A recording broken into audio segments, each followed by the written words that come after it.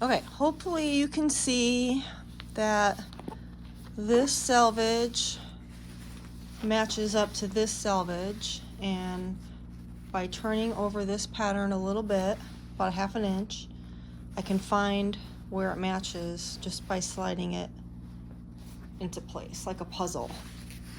And so since I know it matches really nicely, what I'm going to do is turn this piece over so that I can get a nice press line all the way down the length of this fabric at an even 1/2 inch. That way I'm going to use that line to place my Dofix tape.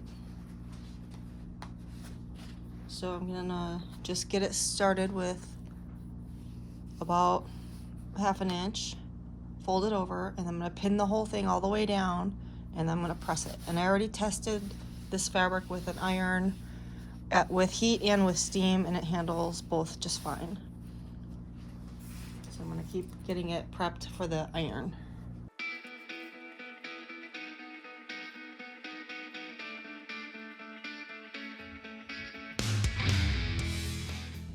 So I have the same amount of fabric folded over at a consistent amount, and now I'm gonna get the iron and press it.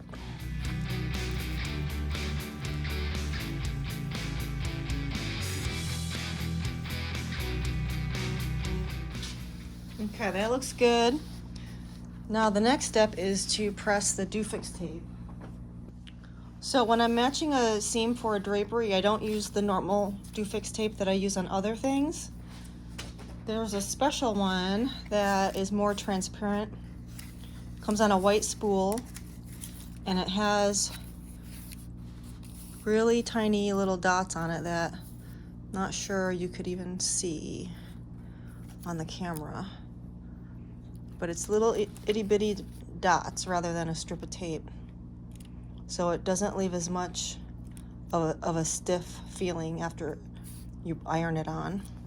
So I'm just going to iron that onto this edge.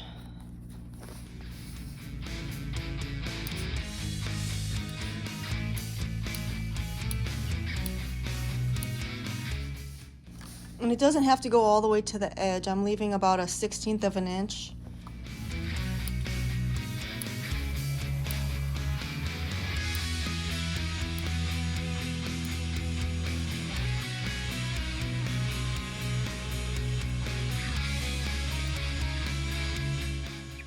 Okay, now that step is done. Next step is to take off the paper. So see, now I have a pressed line and then the Dofix tape. That way I can open it at the machine and stitch on that pressed line. And this Dofix tape is gonna keep it adhered long enough till I stitch it into place. And now that I took the tape, or now that I took the paper off, you can probably see those little dots. See that the tape makes little dots rather than a full solid strip of adhesive. So that's the part that's it's not sticky to the touch, but once I press it and steam it, that's when this becomes gooey and it sticks to the other fabric.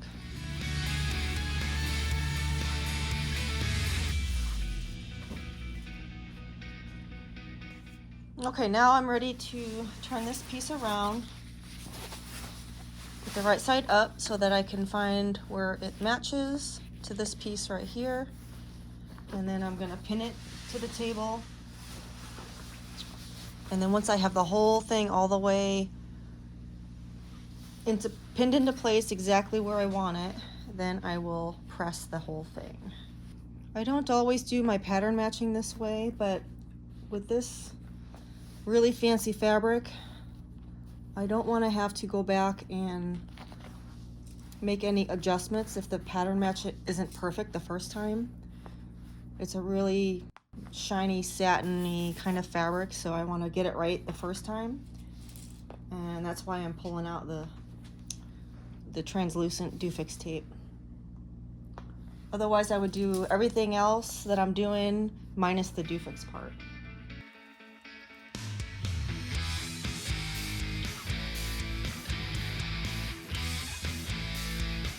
So I am finding, here's the seam, finding spots that are really obvious whether they match or not. So something like that part right there, I'm gonna make sure lines up perfectly. And now this part goes over here, so I have to pull that over.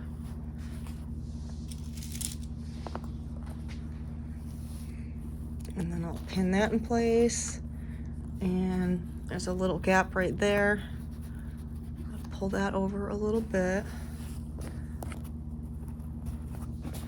And because that Dofix tape is not sticky, it's letting me move this around until it's exactly where I want it. So all these little branches and fine lines, I can match perfectly. It really is a good match. The people that printed this fabric did a great job. And so now I'm going to press this whole thing, get the iron, and steam that Dofix to hold that down.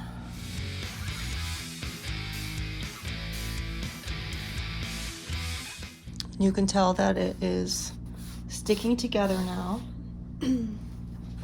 It's still a little bit hot to the touch,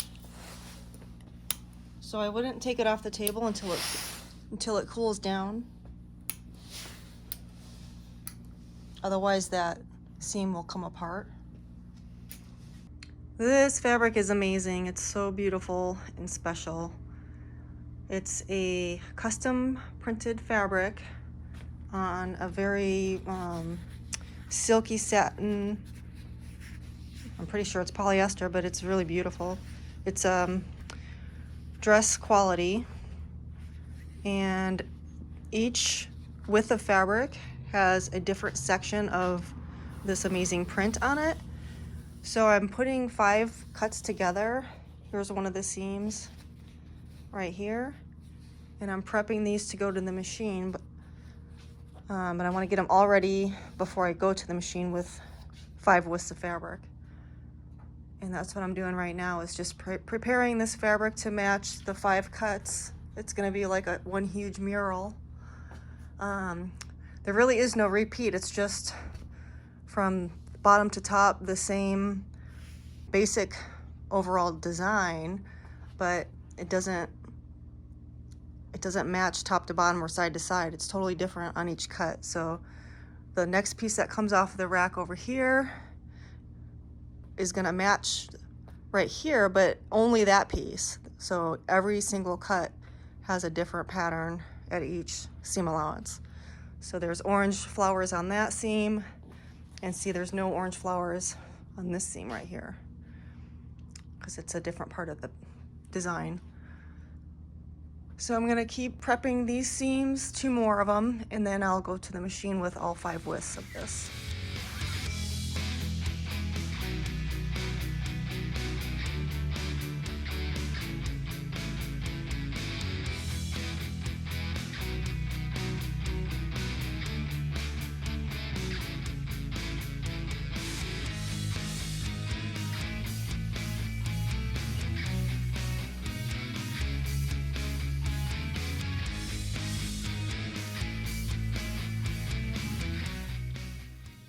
Okay, now I'm at the sewing machine with this fabric that is prepped and ready to sew. It is pattern matched with the translucent Dofix tape, and I left a few pins in there just to hold it together while I move this big mound of fabric from the table to the sewing machine. So I'll take those out as I go. And so from the back you can see the selvages. One is much larger than the other. This will all get serged off, but I'm gonna sew right on this press line. You can see there's no press line on that side, so this is the side I'm gonna stitch from, and I'll just stitch right on that line.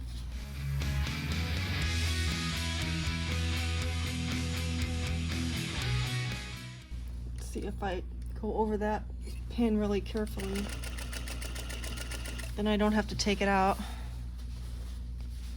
Normally I'm not worried about sewing over pins, but I don't want to leave a mark on this fabric. It's a little fragile.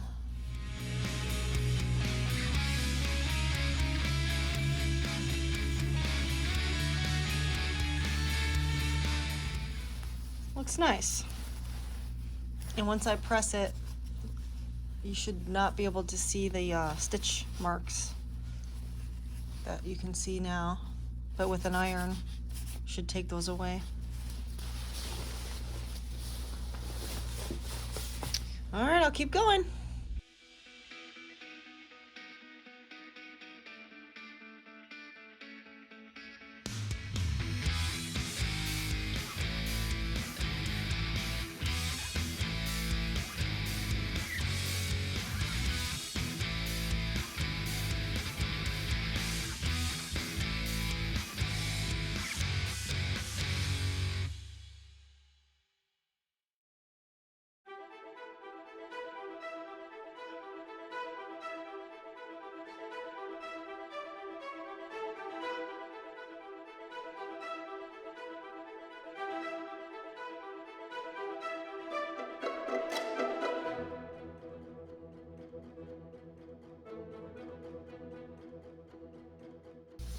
Here's a few tips on serging.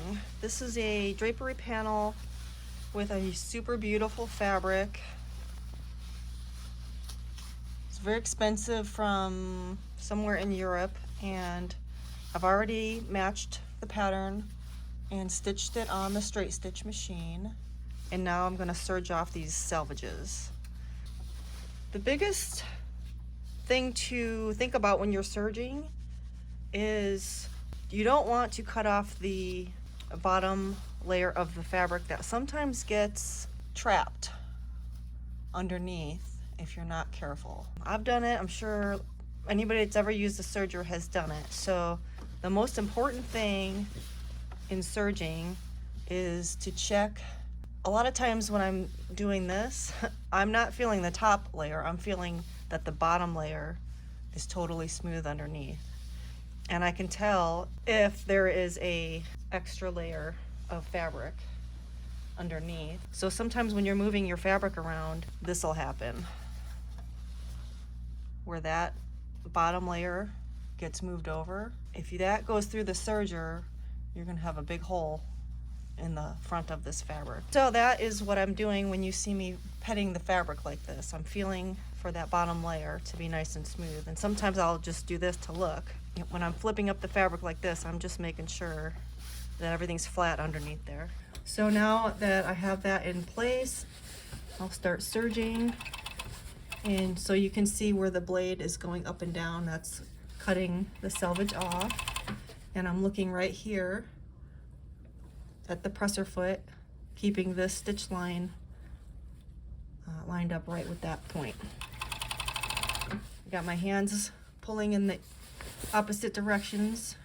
I'm feeling that there's no fabric underneath. This hand doesn't let the fabric slide as I'm sewing, so it will move with the fabric, and I have to stop once I get to the foot. I have a table set up next to the sewing table that the serger is connected to, because there's so much fabric. The weight of it would put strain on all of this fabric and make it more difficult for me to keep a straight line. So I have all of my extra fabric over here. All this fabric over here is supported by an extra table right here and a stool underneath.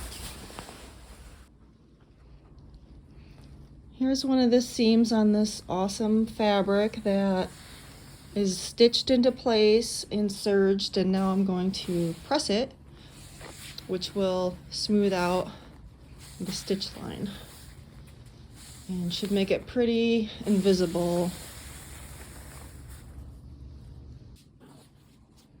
Okay, there, now I have this seam pinned to the table so I can press it.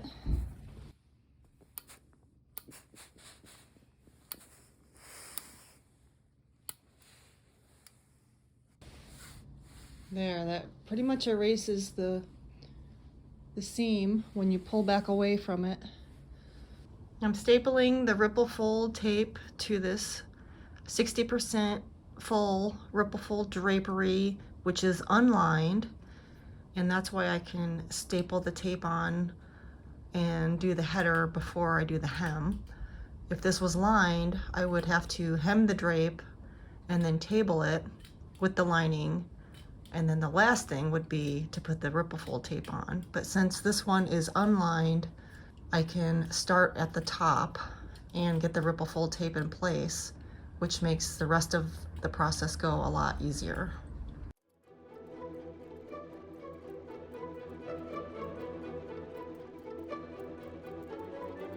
What I want to do first is review the work order that we went over in part 1 of the Ripplefold series. So this is the 60% Ripplefold one-way left, and I already pre-cut my clear tape up at the top here. This one doesn't have to be clear because it's not a sheer, but since I used it for the other 2 rooms in this project, I'm using the same tape. And I showed you how to read the chart in the previous video, and here we have a 60% full drapery, and the finished width is 128. Here on the work order, it's 128. So we find that on the chart, and it shows over here how many carriers we need, what the stack is going to be, and then how much fabric you need before it's hemmed. And then I wanted to point out that this is the old chart, and I compared it to the new chart. And what I didn't notice in my video is that I showed you the overlap, the new chart for the overlap master carrier, and this is a butt master carrier rod that we're using on this drapery. So what I should have showed you is this one right here. So this is another lesson on being careful to use the correct chart. So since I showed you this one, I wanted to just point out the fact that there's 2 different charts depending on which kind of carriers you are using. So the information from one to the other is not a whole lot different. So I'll just point out, here's what we were looking at. 50 carriers for the 128, and we would have needed 222 and 1/4 inches of fabric. And then over here on the Buttmaster chart, here's our 128 at 60% full, same amount of carriers, and fabric needed is just a tiny bit more, 223. And so that's according to the chart. And when I finished cutting my tape, after I counted my carriers on the rod and then counted out the same amount of snaps, and I measured this tape, it measures 222.5. So I'm only a 1/2 inch different from the chart, but I'm going with this number because I triple checked the amount of snaps that I need according to the rod. And then don't forget to add in your 6 inches of side hems. So this is really how much fabric I need. And remember that when you read your chart and you look at the column that says fabric width, that means after you hem it. So make yourself a note that you also need to add in your side hems when you're calculating how much fabric yardage to order. One of the things that's also important in Ripplefold, if you have seams, is to make sure that your spacing of the seams lands in a section of the Ripplefold tape that is going to be the back section. So meaning when the S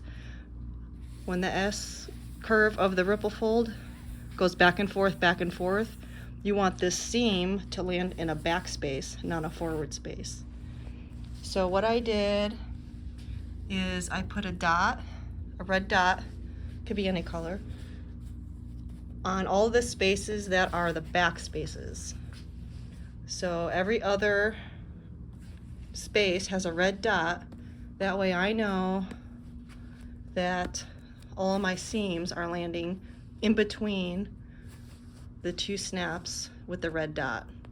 And it could land right next to one of these snaps, but as long as, in my opinion, it's in between, then you're safe.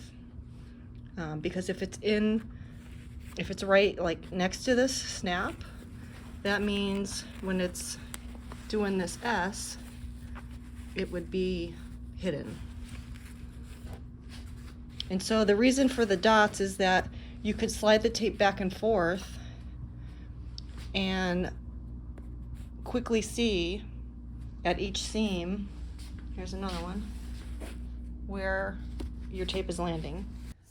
I'm ready to sew on this Ripplefold tape here at the machine, but my regular foot is too big and doesn't let me pass by the snaps as easily as this little foot.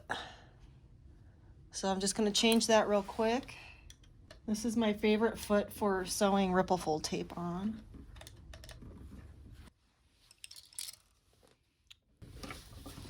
And you can see that the whole foot fits right on the side of the snap on both sides.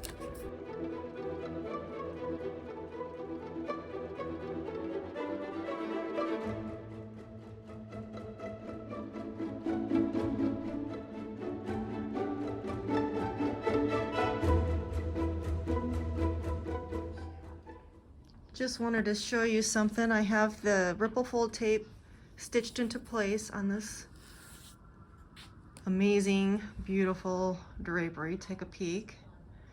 And I just mocked up the first few pleats to show you how the Ripplefold works. It goes back and forth in a wave or an S curve, whatever you want to call it. So here's the master carrier, the 1, 2, 3 snaps, and then the first backspace that has a red dot on the tape, and then these 2 snaps form the second pleat. This is the first one, and then the second one, and then so on. And then here we have a seam. So because we made sure that the seam falls where the red dots are, it's in the back space. So there's a red dot. And that is why that is so important, because if it was on the front space, you would see that seam right in the front of the pleat, which would be very distracting. I'm back to tabling the beautiful Ripplefold drapery with 60% fullness. I already tabled this section yesterday, so I laid it up here on the table really nice and neatly so it would not wrinkle overnight. So you can see I have the side hem already in place on this width, and this is the leading edge, so it's the butt master overlap section of the one-way left panel. I have the next section already pinned to the table at the finish length line, and I just have to press in the bottom hem. Then I can move over about 2 more times and I think I'll be tabled.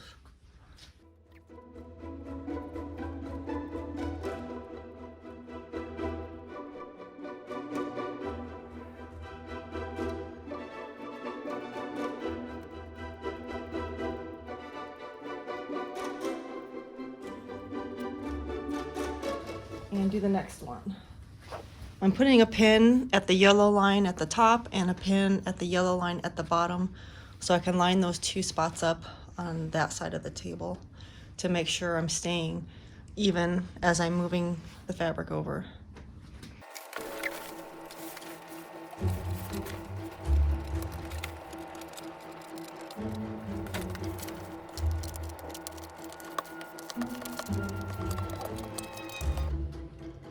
Okay, so I have the pin over there that was at this yellow line is now at that yellow line on the other side of the table.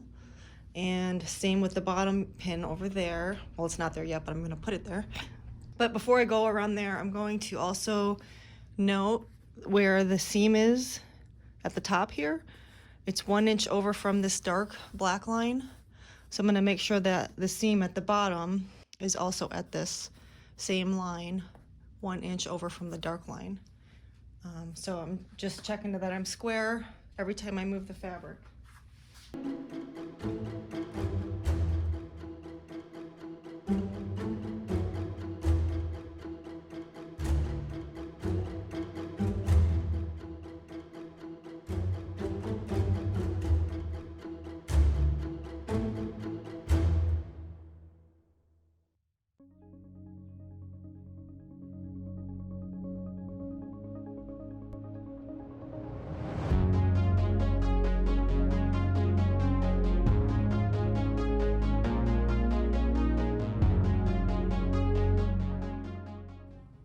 Okay, here we are, ready to snap on all these little snap carriers onto the snaps of the Ripplefold.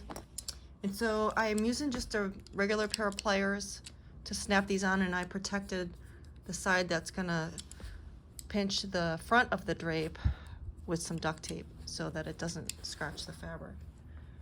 So that's how difficult these things are to snap on. There's another tool that you can use that's specifically for this, but you have to have the fabric laying flat on the table, and I prefer to put these on after it's folded because they get really bulky and it makes it harder to fan fold accurately. I'm just doing the ones that are all in this direction so then I don't have to keep changing the direction of the pliers as I go. And then once I get the ones all in this direction done, then I'll go back and do the ones in the other direction.